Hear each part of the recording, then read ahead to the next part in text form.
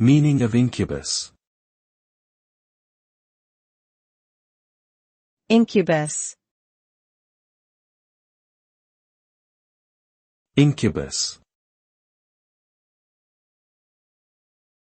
Incubus. Incubus. Incubus is a noun that refers to a male demon believed to have sexual intercourse with sleeping women. The term is also used metaphorically to describe a persistent or oppressive burden or problem, as in an incubus on one's conscience. The origin of the word comes from the Latin incubare, which means to lie upon.